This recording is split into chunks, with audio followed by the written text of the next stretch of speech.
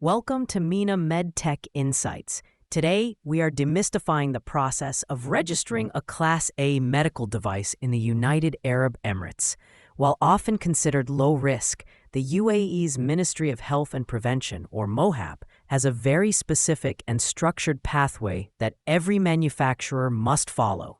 The first and most crucial step for any foreign manufacturer is to appoint a local authorized representative.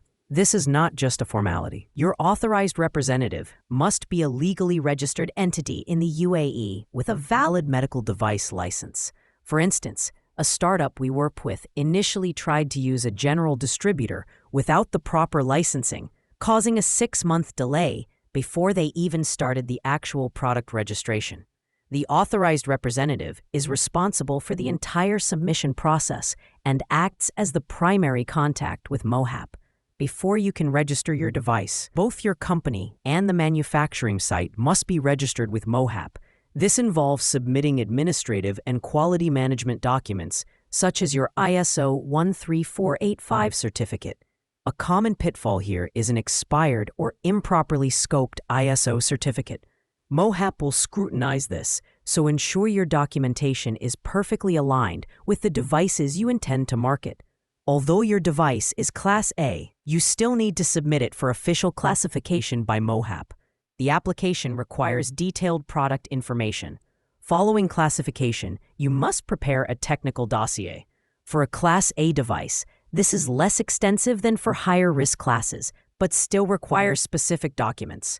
This includes the device description, intended use, labels, and instructions for use in both English and Arabic. Crucially, you must also provide evidence of approval in a reference market, like a CE mark or FDA clearance. A real-world example is a client producing surgical scalpels. Their dossier was initially rejected because the provided CE certificate did not explicitly list every model variation, a detail MOHAP checks carefully. Once the dossier is complete, your authorized representative submits it through MOHAP's e-services portal. The review process for a Class A device is typically faster than for higher-risk devices, but do not underestimate the timeline. It can still take several weeks. Any query or request for additional information from MOHAP will pause the process. A swift response from your authorized representative is vital to keep things moving. We have seen simple requests for clarification on labeling extend the timeline by a month because the local representative was not responsive. In summary, registering a Class A device in the UAE involves appointing a licensed authorized representative, registering your company, and submitting a detailed, compliant dossier to MOHAP. While seemingly straightforward, small details can cause significant delays.